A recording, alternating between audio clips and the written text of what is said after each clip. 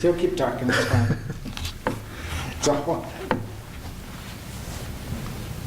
So we'll call this meeting to order at 8:12 a.m.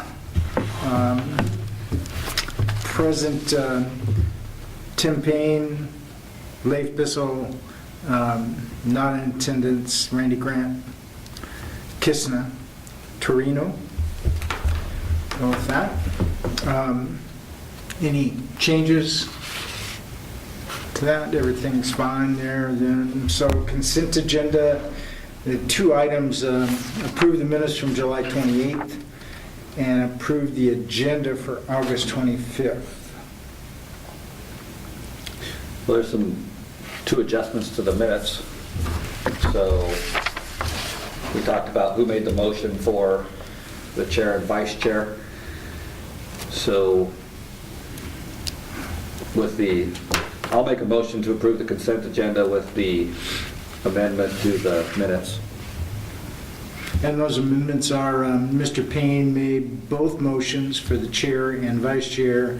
Mr. Grant seconded the motion for the chair, and Mr. Dumont seconded the motion for the vice chair. Correct. Okay, so minutes should be, are amended. All those in favor? Aye. Opposed? Passes unanimously. The agenda for today's meeting is in front of you. Review, comment?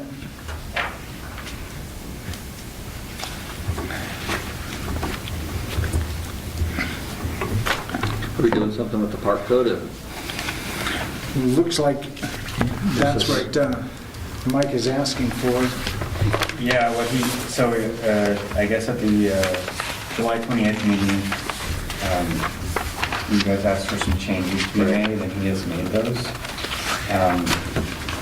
I'm not really up to speed on what those were, the details of the park code, but he is asking that if you agree with the changes, that you make a recommendation for adoption by the city. Just to help me out, because I'm used to doing this, seeing this a little bit different. So he has his regular agenda. I'm used to seeing if he wants us to take action somewhere, there's actually an action section. Mm-hmm. And so what I'm gathering from looking at this is he wants us to make a Take motion. actions, yes. Right, he wants us to take action on that. So, and then he wants to do that on number 2 as well. And then number 3 is just an input, and number 4 is an input. Do you see it the same way, Jim? Yeah, 1, 2 are actions to the council. Okay. The other 2 are... We'll make sure that we get, when we are asking for actions. The only thing I printed out what he attached as the revised city parks, and it's all in red, except for 3 items. So I don't know what changes he actually made or didn't make without going back and totally reviewing last month's. Well, isn't he's asking for a recommendation for adoption Right. by the city council. So it's not that we're saying it should be adopted, but I don't feel comfortable just, saying, oh yeah, well, it all looks great, without sort of digging in. This I think was in the content, or in the context of some of the challenges Walla Walla was facing with homelessness. And That's why I couldn't find that in here, like it hadn't been addressed. So I'm uncomfortable sending this on to council as well, Leif, I agree with you. The whole camping aspect, and whether or not camping's allowed or not. And then if it is, that drives the whole issue of, in Walla, what happened is that decision, no camping, made the city establish tent city, because you not accommodate. cannot accommodate those that can't. So that's the real issue that's kind of missing out of this whole section. Anecdotally, we've had some homeless people in our softball dugouts, so they come through the Sure. Walmart. This is what I was told. Our maintenance people who get there early, and so they want to put some gates on the dugouts of the baseball field and softball field, which I thought was interesting since we just went through this. That report just gave me anecdotally to it. So I think that, so for number one, I think we're... Can we discuss this just a little bit more? Because I'm sort of Sure. curious, from your perspective, from the city of Walla Walla, was that the wrong choice? Well, it was legally about the only good choice we had. And my recommendation to Mike was to try to get either the city's attorney to speak to Tim Donaldson, the Walla Walla city attorney, and have that discussion on what's the best approach dealing with public parkland versus public right-of-ways. You can't exclude the public from public right-of-ways. You can exclude them from public parks, but I would think the council needs to know that distinction before they want to act on this document. Does that make sense? Totally, yeah. And I think that's really, this is a question of semantics and making sure legally that this is going to stand.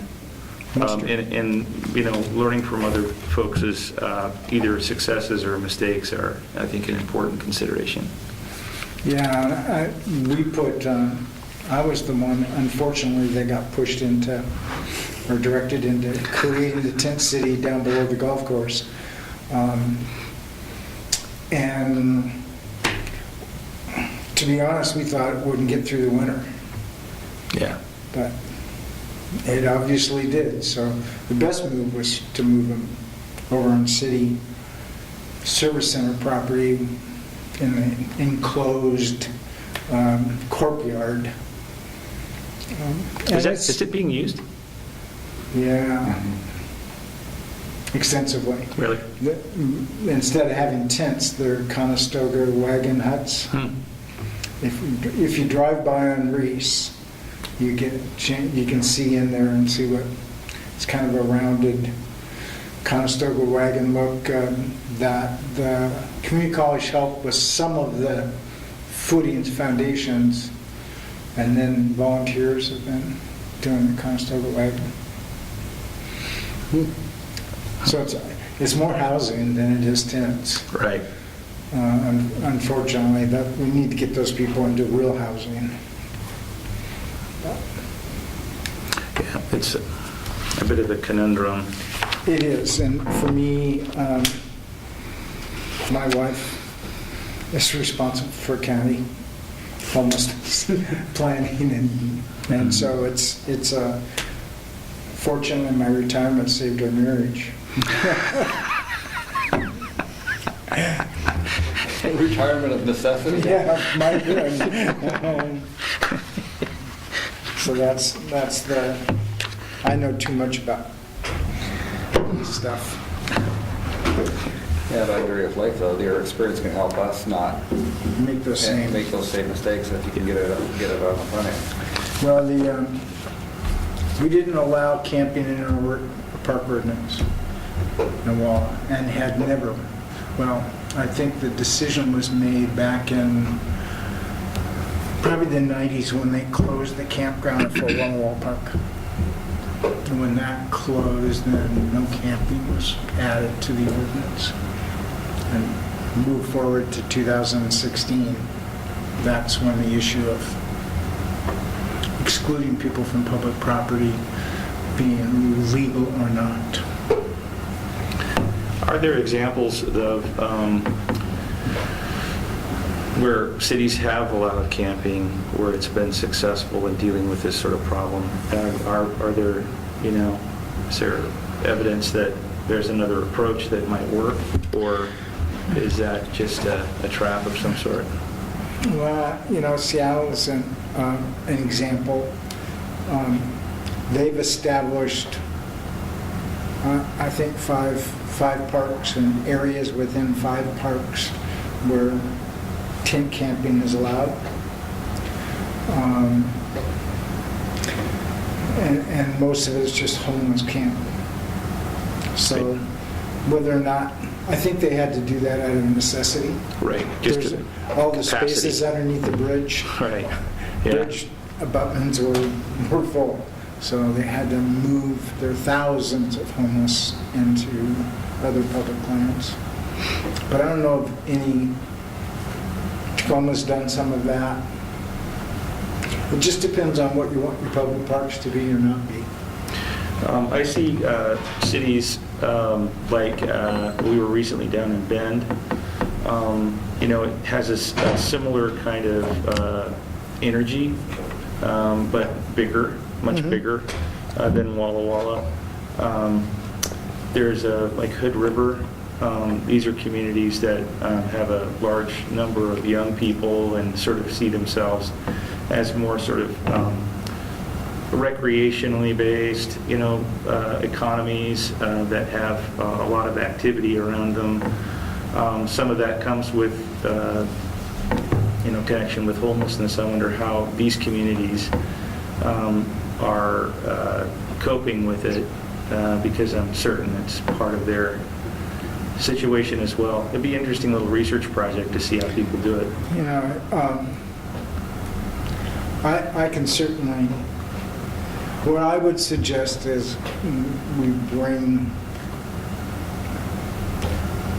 maybe my wife in to explain what they have researched and what the county's attempting to do with providing solutions for homeless. And she's on a national committee, so she's exposed to a lot more information. That's great, yeah. So maybe we could do that, not at the next meeting, maybe the meeting after, or we can do a special meeting if the group would like to. The only reason is we're going to be gone next meeting. So Yeah. gladly. That would be great. I'd be in favor of learning some more. I mean, if we're making a recommendation, if that's what we're being asked to do, then I think we need to understand both, what did Mike do to make this what it is, and then Yeah. also understand it in a larger context of what the right way might be. I'd agree with you. He utilized Longview, wasn't it? His template? He did that from the art. That's right. Okay. Both templates come from MRSC. Right. I think one came from where he was at in Colfax. The Yeah. Parks one They did did. one of them was a template. But I think every city's experiencing homeless issues, and it makes no sense to not figure out how we're going to address it in College Place. Well, Colfax would be another, he's seen it on the ground. I don't recall that he brought that up in the meeting. He didn't. Yeah, but it would be interesting, maybe there's just not as much of an issue because the community is a lot smaller. Not small and a lot colder in the Yeah. wintertime. Yeah. But yeah, there's a variety of examples of what people have done. The county's going to tell you, we need to create real home security for these folks before you can actually start treating them for mental health, substance abuse, all those aspects that create homelessness. You got to get them into secure housing before they are capable of dealing with the treatment side. So Salt Lake City's, Utah's probably one of the best. Salt Lake City's considered the national model almost. No kidding. And that, yeah, they've invested in actual homes, being apartments, anything that small in size, and they basically don't have outdoor homelessness issues. Right. There is some of that infrastructure investment being made with the Christian Aid Center. Obviously, it's a, Right. it's a big issue for Right. WALA, and I think private nonprofits, religious organizations certainly can provide assistance, not just have government do it. But I wonder if there's a role for the university there somewhere. Be a good one for research. Yeah. And I'm not sure they're not doing something already. Right. Well, if it is, it's under the radar. I'm not aware of it, but it may be that there is. You have both a social work department, a psychology department, and a religion department. or, theology, religion, and the overarching sort of service orientation, I think there ought to be something there. I mean, Yeah, I mean, it's a major issue throughout the country. John? This is not in regards to the homeless issue and the use of parks, but under the smoking and tobacco section, it does allow it within parks and within 50, as long as you're not within 50 feet of picnic shelters, swimming beaches, playgrounds, athletic fields, spectator areas, and so on. As a parent of young children, 50 feet is not enough to get outside of the smoke ring. And I would suggest that there should be no use of tobacco products within city parks at all. I'm a citizen of the law and utilize Pioneer Park a lot, especially when the kids were young, and constantly had parents that would be smoking right on the ring of the playground area. But even if it was 50 feet away, it would be Yeah. to get outside that odor and whatever secondhand smoke effects. That's my 2 cents on that. Well, I would think your mayor, who helped, who went through the park code with Michael before it came to us, I'm surprised Harvey didn't do that, because I know the county health department had approached the city of Walla Walla on whether or not we would ban tobacco or limit from certain areas. So we did a significant number of public meetings on that, and the decision was to move forward and do it on a limited basis, to start with ball fields, shelters, kind of like it's written here.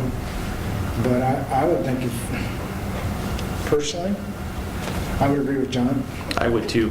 just not allow it within the park system. Yeah, I would think it would be easier to enforce, for one thing, if you just don't have it at all. And then, Yeah, your police department isn't going to be able to enforce it much anyway. However, Right. public, Right. it's the public pressure that stops people from smoking public. I think we've all learned that. Has it been a problem? I don't know if it's a problem in our parks. I mean, I don't frequent. I think it's a problem in Walla Walla's parks. And from my use of those parks, I don't use College Place Park at all. I don't think it's been a problem in the College Place parks that anybody has articulated, but I agree with the sentiment. And my wife, as an ER nurse, she's also rabidly opposed to, I mean, and while we were having our children, it was even like many times that. But she's would wholeheartedly just embrace this, and as would I. I think it's kind of a menace, but I'm not a smoker. So I know I have good friends who are, and I don't know what to say. I think that other people shouldn't have to deal with that when they're recreating. But I would agree, so I would add that to the list of items that we'll want to address within the code. With, let's say, 1 or 2 more members present, Yeah. and Michael being around. Yeah. So, because Michael may have thought about doing that when he wrote this in. yeah. Get his input. But I would, What I would date think is- it'd be much easier to eliminate it now than it would be Later. later. That's just my opinion. So in school, how would say that in school is it's better to be tight early and loosen than to be loose and try to get tight. Never works. Classroom management 101. It's what you're saying. Be a Start hard tight. ass to start with. Start tight. You can always get loose. Yep. We You used start to- loose, very difficult to get tight. When I used to work at Big Lake as a youth camp in Central Oregon, and we would have weeks, kids that would come in every week, and our motto was, don't smile until Tuesday. So that was an important aspect of keeping, things under control. Yeah. Yeah, but you're right. Yeah. Perfect. We're Okay. all in agreement with your sentiment, but none of us smoke either, so. Yeah. So I'm sorry, where did you find that? That was under rules governing use of Yeah. city parks, and I think it was AA, Okay. so page 6. Okay. Okay. And you might want to just suggest to Michael that he talk to County Public Health, see what their recommendation is. Hey, Harvey. I think he knows, I think Harvey knows what it is, but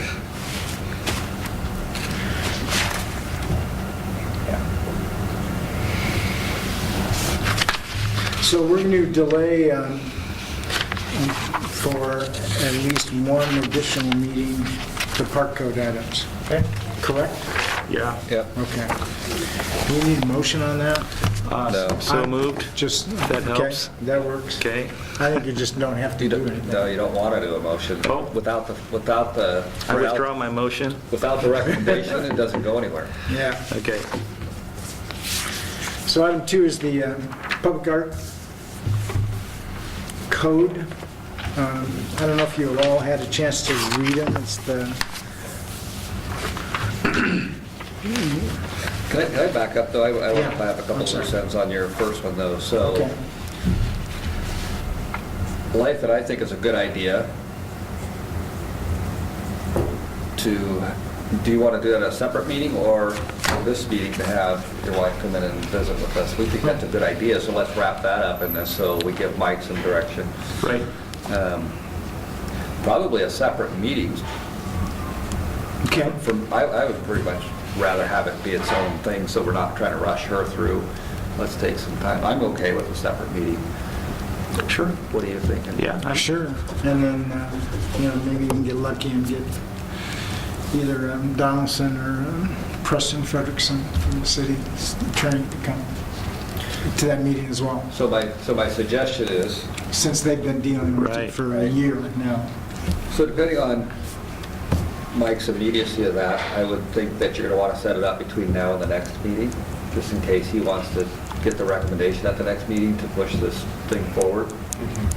So just try to wrap up that loose end, and you guys are going to be Yeah. gone anyway, so if you did have, you have this meeting, A and in between the special two, meeting. you have that special conversation, and then it may help us pick up the mantle even if you're not here, because now we've had the conversation, you can move it forward to the next meeting. Well, Jim, can you coordinate with your wife on a Sure. day that would be good for her? and Pretty Mike? easy. my pretty question is, he's looking for a recommendation, and that's going to actually be adopted by city council. Right. So we're doing very good legwork in trying to figure out whether it's adoptable. Right. But is it, would it be a good idea to get, if there's a subcommittee or somebody who's working on it with city council involved in that meeting? So we kind of do once what we're going to do. That's what your role is. You are that subcommittee. Oh, So. here we are. So your role is similar to like a planning commission. Okay. Doing the research and making a recommendation. All right.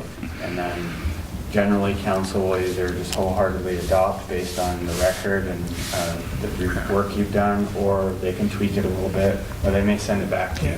Okay, all right, then that makes sense. So the due diligence we're doing is not going to be duplicated, it's simply, we're doing Right. the due diligence. Okay. I just would hate for your wife to have to come in multiple times. That's good for it. She gets paid. Okay. That was kind of why I was putting the timeline together Yeah. that way. That works. If you could ask Mike to set up that meeting sometime between now and the end of next month. Yep. Have him contact me. Okay.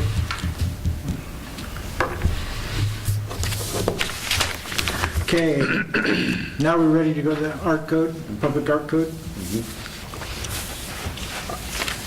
I've reviewed it. It's, we have one in Walla. The Parks and Rec Department was responsible for managing it. council adopts and accepts all our, basically the same thing as what's here. I didn't see any major issues. However, I don't know if the rest of the committee has had time to read it, number one. Number two, if you have any thoughts about it. I looked at it, and the changes are in there that we talked Yeah. about, so I can't have any arguments in terms of we talked about it, the changes are there, so I don't have a problem with it either. I haven't reviewed it in full. I see that there are changes, like we discussed, in that one area where policies number 2 in a significant way. I mean, as was discussed before, this is all gray. This whole thing is gray.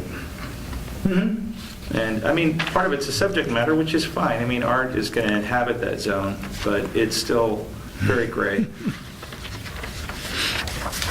I'm already on record saying what Leif just said, so I'll keep quiet. So what's the pleasure of the group? So On the public art code. if I make a motion, Leif, are you going to second it? I would like to spend just a few more minutes kind of looking it over. Okay. So the question I would ask, well, first off, likely yes, but the second thing I would ask is this something better than what was before? They didn't have anything before. They didn't have Okay, anything before. which is nothing. Yes. So Yeah. which is better? Is it this? Well, I'm not qualified to answer that. City people. Well, I think it's an opinion. I mean, do you Yeah. want art in the Yeah. community? Well, can you have art without this, You don't have public art, but public art? Public art's difficult without having a policy to manage that art. That's, if people want to give you something, how do you accept it? And what role and responsibility is the city's? So that means what liability do you have? What happens if it gets run over by a car? Is the responsibility for insurance on the city side or on the public or the private individual side? Whoever gifted it to you? I think it just depends on if it's a full gift or if it's a loan. I think what he also was trying to do, though, too, with getting these in place is then there's grants and other things to go after. In the absence of it, there's things that aren't available to you. Okay. So I He think was- that's part of it, too. Yeah, he said about the National Endowment of the Arts, however. Yeah, so he's trying to do two different things there. Is Right, it- you first manage, second, open up other Funding opportunities. funding opportunities, which, by the way, I think is great. I haven't seen evidence of this impulse here yet, and I've been here for 30-odd years. I think it's great, so. It is good, and it adds to the nature of the community and the quality of life of the community. And it helps Waller. So I know that. I'll go ahead and make a motion to recommend this code to the city council. I'll second. All in favor? Aye. Aye. Opposed? Nay? Done. Go to the Parks, Arbor, and Recreation Board recommends the council, city council review and adopt chapter 12.28 as proposed. Long-term bicycle facilities plan. Maybe we'll have John do, since he's the planner, he's probably been involved in all this. I have been involved in this. So there is a movement, and you probably read about it in the paper, oh, for God's sake, I'm forgetting the organization that's kind of spearheaded it. They're a nonprofit. They work on issues every year. Come on, guys, help me out here. I just read it in the paper, too. Yeah.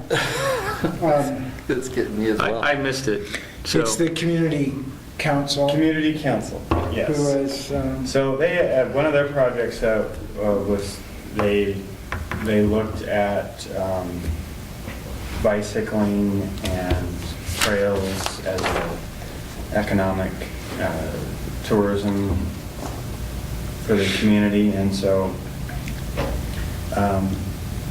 there's a whole network of bike routes out there, and some of them don't connect, and some of them aren't improved, and some of them aren't known about. So they've kind of the communities, Walla Walla, College Place, of the other smaller outlying communities have gotten together, and we received a grant from the feds to put together a bicycle plan, basically, essentially a trail plan. And so we've been working on that over the past year. One element of that is creating long-term bicycle facility plans that actually connect to each other. So this is what College Place has come up with, staff has come up with, essentially. These are the routes that we have. So some of them, you might have a curb-tight multi-use path. You might have a separated multi-use path.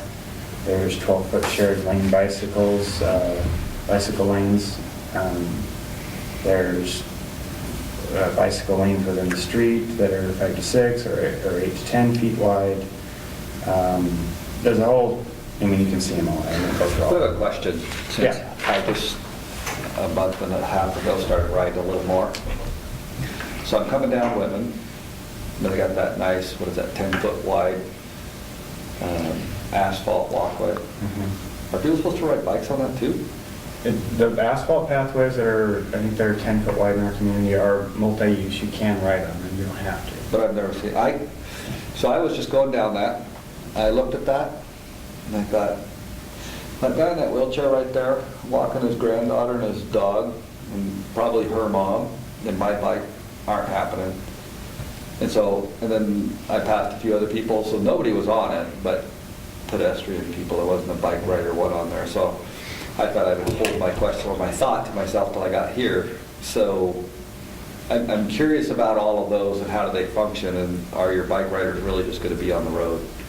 And are you going to create just a space on the road? Because if you're doing curbs and walkways, you're going to have pedestrians on them, and pedal bikers aren't going to be on them, nor are they going to go up and down. Yeah, they have the wheelchair accesses. Are they weaving up and down that? Maybe younger kids, but the type of bike riders we're getting that's going to utilize this and really lay some miles down and have 1, 2, 3, 4 people riding. So I don't know, it's just by experience. I talked to a couple of guys at our school that are very avid riders, and their bikes, because they're light and they're carbon and the thing, are they going to go up and down curbs and across that stuff? And they said it's not happening. So I don't know if that plays into this conversation of what you have on the paper, but if you talk to people that are avid pedal bikers, they're on the road. So I'll comment on this a little bit because I do ride. I both ride for exercise and in distance riding. I have a carbon frame bike, and we'll go, dress all up in the Lycra and do the thing, right? I do both that. Yeah, sorry, TMI, right? But I also I'm an avid cyclist with my family. And it is two very different things. Experiences. Yeah, so when you are biking with your family, most of the time you have a little kid on a bike, or you have somebody where you're sort of coaching along, or you're there for the experience of getting from point A to B in a pleasant way. And so when I'm in the bicycling with the family mode, I will always use that path on Whitman. If I'm on my carbon frame bike, I will never use that. So I think there's at least two very distinct cultures within the bicycling community that have different objectives and different agendas. So I think people on a bicycle on the road with a more sporting sort of psychology, they are going to be resistant to using bike paths. But for a family, it's a lifesaver, because you don't know if your kid's going to wander out into traffic or not. I would not want to go down Whitman with young kids on bicycles just learning without some sort of accommodation. So I think it's an important aspect. Is it going to be used in every case? No. And are there times when there's going to be rush hour right before sunset? You're going to see probably 5 walking groups along that pathway between Hussey and the airport. You're going to see, 5, at least 5, a group of 5 different people probably walking along there. And if you're riding a bike through there, yeah, it's rush hour, man. You got to dodge people and look out for stuff. And That's what I've noticed. Like I said, I just started getting back into it. I'm not thinking the family side of it, because I'm just out laying down miles on it. But everybody was out there at the same time. When I first moved to College Place, it was really kind of a weird experience, because we're like, well, where is everybody? Boy, and then the sun started cooling off. Boom! everybody's out there. That rush hour you're talking about. And I've been noticing that with riding my pedal bike. And granted, the people I talk to are the more sporty. Right. They're pretty serious about what they're doing. In the industry, we used to call it one purpose is for transportation and the other's for recreation. Right. The transportation and recreation can go together. Right. But they're always wanting to be on the street. It's safer for them to be on the street unless you're young. Right. And families, you want to Are be you saying I'm not separated. young anymore, Jim? Well, you might be. So I think that,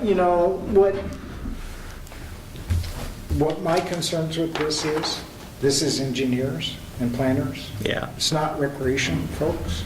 I agree. And so engineers think in roads. Right.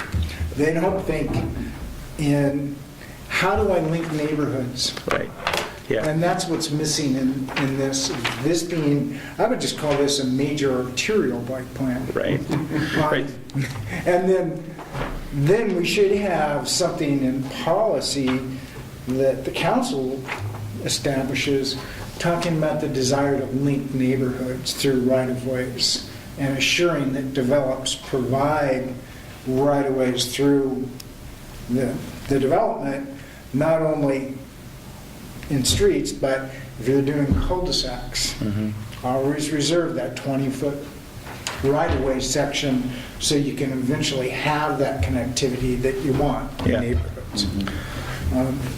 So that's, all this is a long-term major arterial plan for bicycles. Yeah, there has been, through what the council's been, not the city council, but the group that's behind this, there have been a number of public meetings, workshops where people have put things on the map. So that's kind of, yes, engineers and planners are looking at this and how wide are our streets, what can we fit in here. Exactly.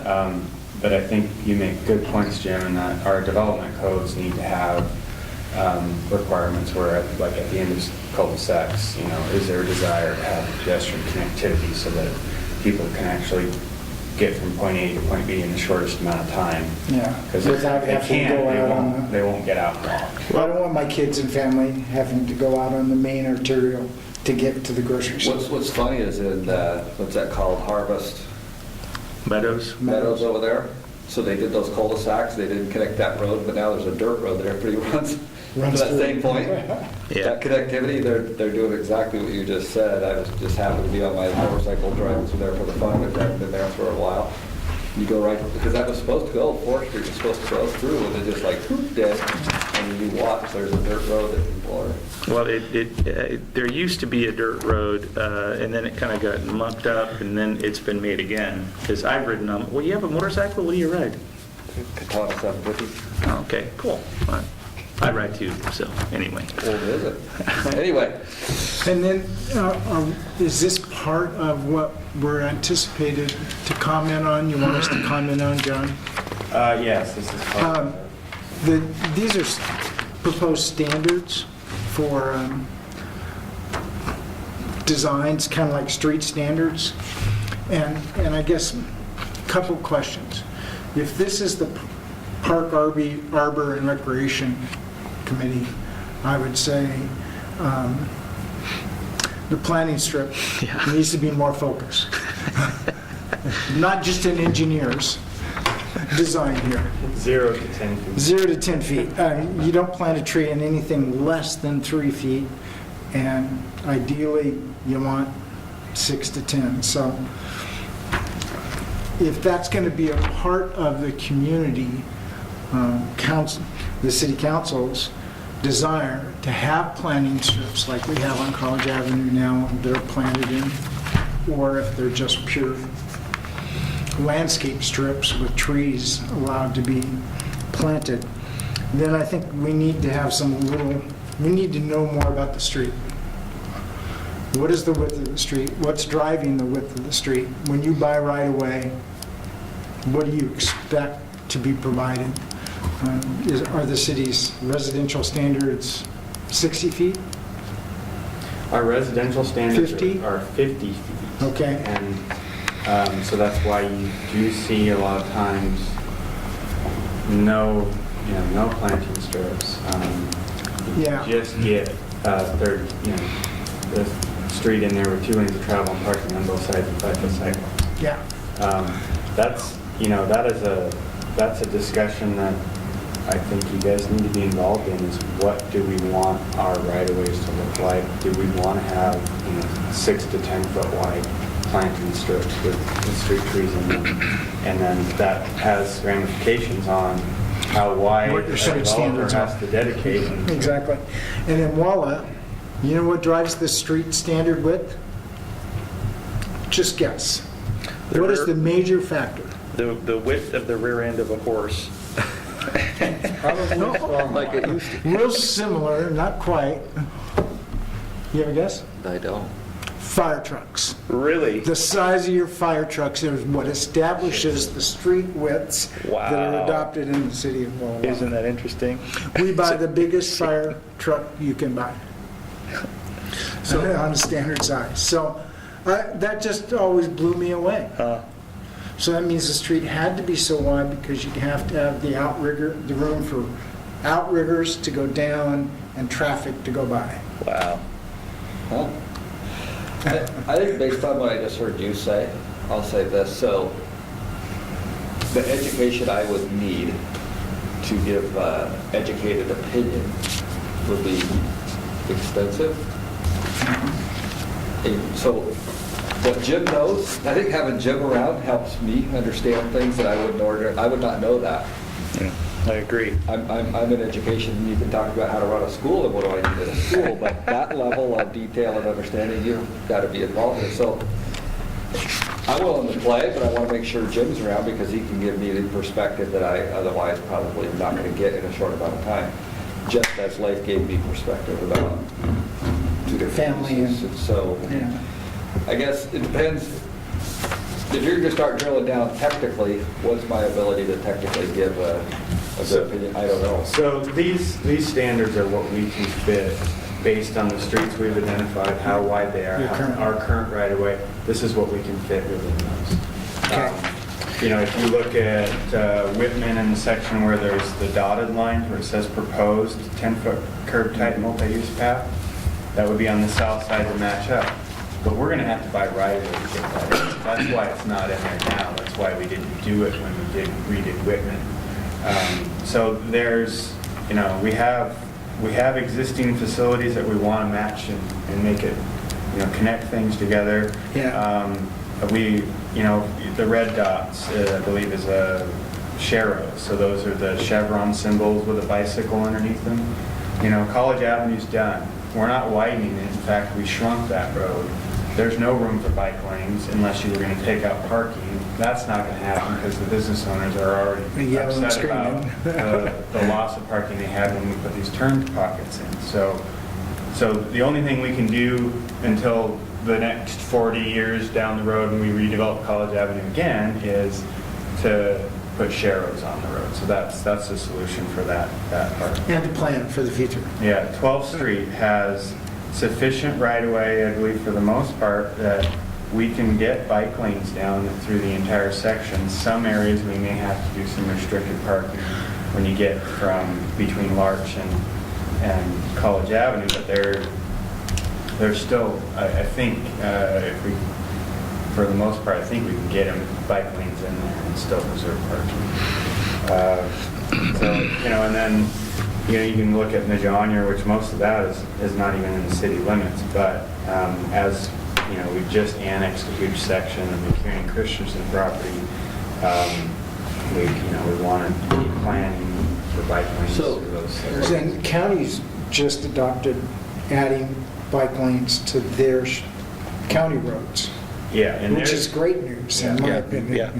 And they're looking at what we're doing and figuring out how they mesh with what we're doing. So Whitman's a perfect example right now. They've been awarded a grant and are moving forward with design and will construct a 10-foot multi-use path on the south side of Whitman, all the way out to Whitman Mission. And then they're also doing bike lanes in the road in that section. So, because I'm And looking, that's a great plan. That's part of the overall plan, right? I'm looking at the clock, and there's like 4 minutes, and I do have to be someplace else, so you wanted input, probably you specifically being the planner to this. Are you getting what you're wanting out of us? Or is there something specific, so it says input, are we getting what you wanted? Is there something else you're looking for? I want to actually meet the need of that agenda item. I think we're getting what we need. I mean, if you want more information on it, and then we can bring the city engineer in and you can talk more about our existing right-of-ways. I'm not sure what Mike's plan is for the future, if he's going to be asking you guys for a recommendation. Council, I don't know I haven't talked to him about what his vision is with your involvement, so. I would hope maybe it would be part of the overall Parks and Recreation comprehensive plan. That's what I'm gathering, and that's. And that planning activity would take place for bicycles, roadway, as well as separated paths in that document with the policy statements of certain areas we want planning strips. Well, if that's Tree line. If that's the input case, then Yeah. we're going to do the same thing we just said on the other thing. You're going to have Study it. Yeah. You're going to have the city engineer come in and educate us a bit so we can provide the input. Who's the company, the city's contractor for the overall master plan? Greg Dorn and Associates, and so you guys will be attending, hopefully, to make the meeting on Tuesday. On Tuesday, right? And I he'll- just wanted to remind everybody of Yeah, that. I have it on my because that's calendar. So it's, important. what is it, Tuesday, what? It's right on the bottom, number 1, under other business. Yeah. Tuesday at 7 p.m. At the fire department, August 29th. I have it on my calendar already to be there. I do too. I'll add it to mine, as long as I don't have You- other conflicts. You guys will be up with the planning commission and the city council up there, so you'll be able to ask questions and. Oh, I just want to be in the room. I don't want to be up front.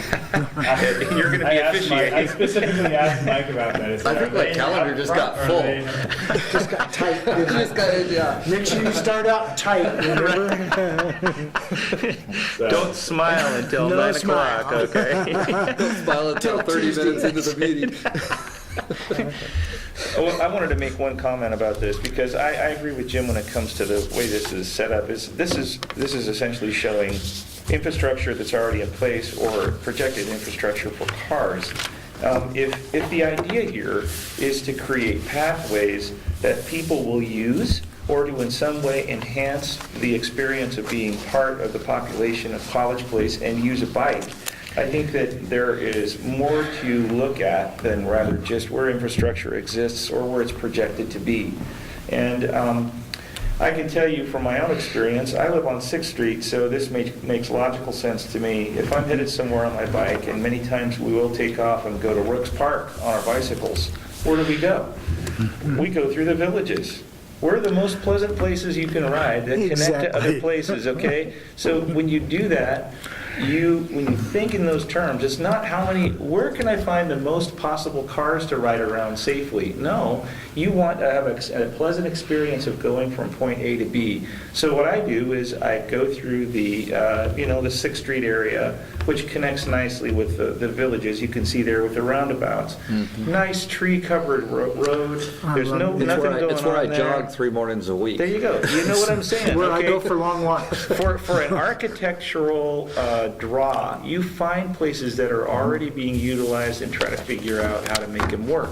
That's going to do something for your tourism because it's cool, it's already there. Now, I understand long-term you want to make places where people want to be, and you also want to figure out where the population's going to That is the land, essence of so you it. can connect with places, right? But what happens is, why is the villages used? It's pleasant, and it connects with what happens behind Fort Walla Walla. So these are 2 reasons why you're going to connect with that. And it's traffic calming. Traffic, exactly. Narrow roadways, Yep. separated Yep. sidewalks. Yep. So, if I can speak to that, so when Sorry. community council started this public process, the first meeting, we had several property owners that were very upset that people were going to start drawing bike routes across their private property. So community council has made a very strong effort to Right. not include any routes that would require acquisition so this is not a future, like in planning for roads, we do these future long-term arterial plans and we do draw dotted lines across private property and it gets people really worked up. Sure. That was not what the community council wanted to do. So anytime we saw a line that was going, that was great information to have, that the public, there's a desire to have something there, but it's not going to show up on any map that will be in the plan. So while everyone at this table has walked through the villages, Garrison Village Way, we probably drive through it. It is a private road, it's a private community, and we can't, as a public agency, we can't start drawing lines through private property without, acquiring easements or, those sort of things. So, Well, that subdivision is different because the city is not responsible for the roadways. Right. Okay? So the question really is from a long-term perspective, how are we going to set up our codes Right. For and that establish subdivision, yeah. the allowance for that and for that road to be a public road? Yeah, that is another discussion.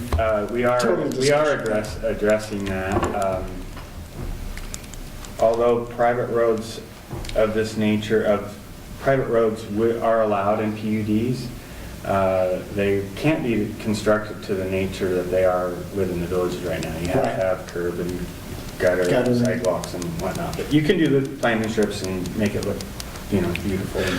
But we're But don't miss the probably essence of- moving away from that. I think you're in the technicality of what you're saying, you're missing the essence of what he said, Yeah. and he was capitalizing on what he said. So since you have it recorded, I would let people listen to the essence of, not the technicality of, because you're trained in the technicality of, but you just heard 2 people provide you, in essence, a conceptual understanding of what's really going on. How you fit it in, that's up to you guys, but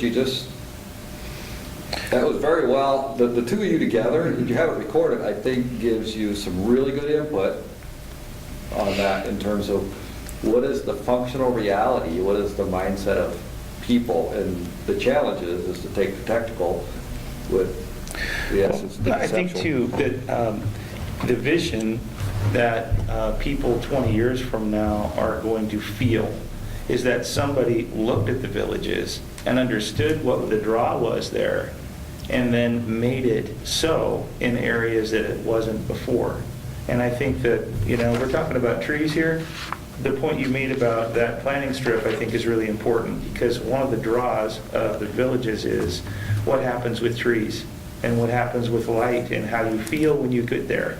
And when we pay attention to these things, it will move the needle And I think that if there is some aspiration towards being,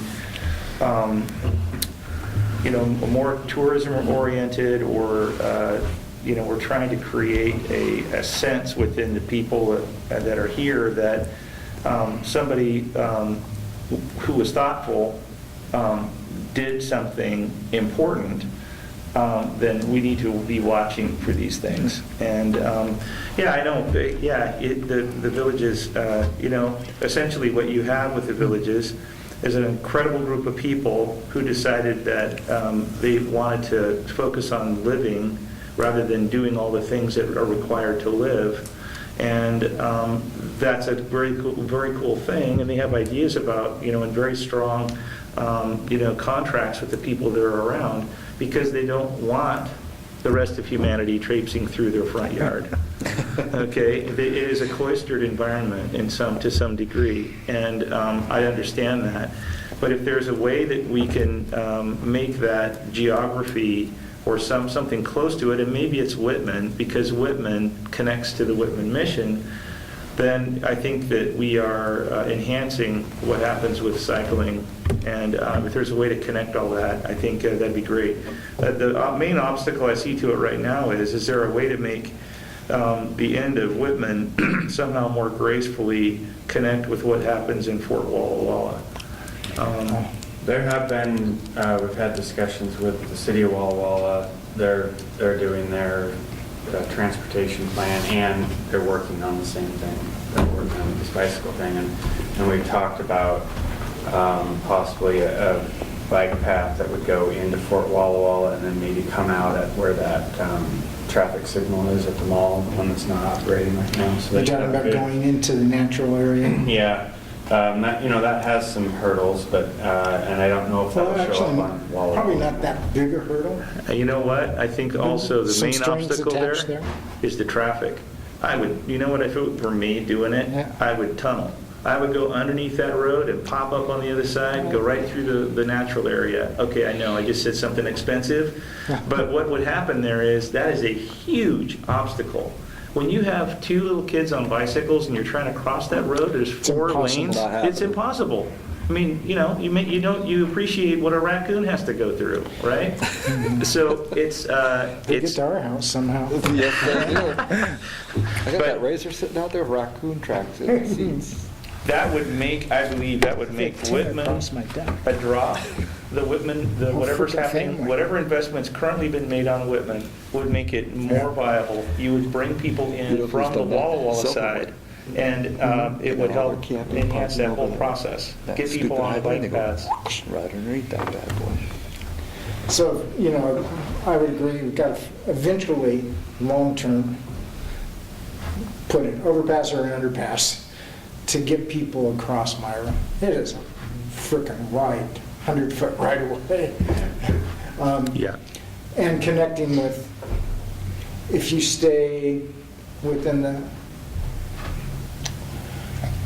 probably 50 feet of the existing fence line inside the natural area, that's going to be a little bit easier to develop and get that hardscape put in there. Those are all federal surplus lands. Those lands are the ones with chains. That portion of the park just has huge, huge chains on it from Land and Water Conservation Fund, where the ownership can revert back to the federal government if we don't keep it as a recreation area.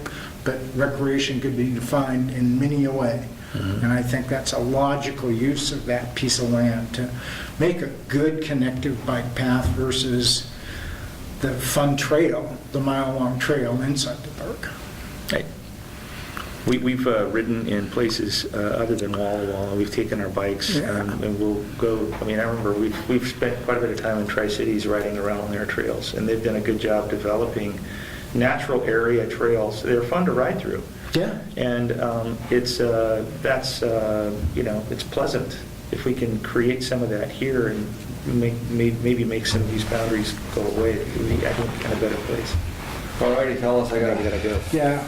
Ted. Other business, Arbor Day tree planting plan pick a date in late September, early October.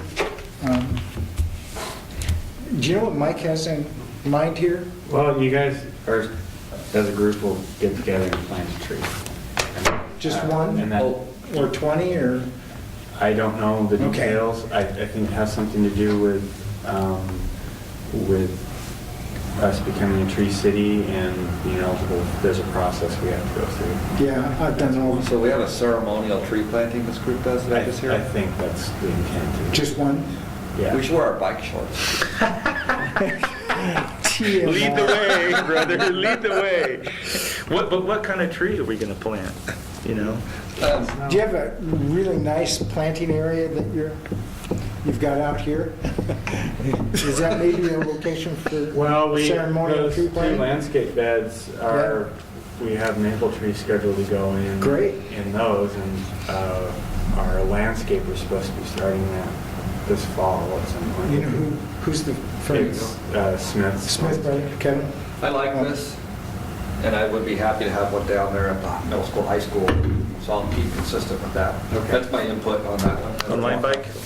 Yeah. Yeah. My bike looks like a great idea if you can It's not going to figure it cost out. us any yeah. money, and Why not? why not? And the middle school, high school down there would be a great spot to have one, especially if you're going to develop Mike's spot and all that. So that's my input there. Hey, you guys have a great weekend, and sorry to... We have to adjourn since we'll have less than a quorum.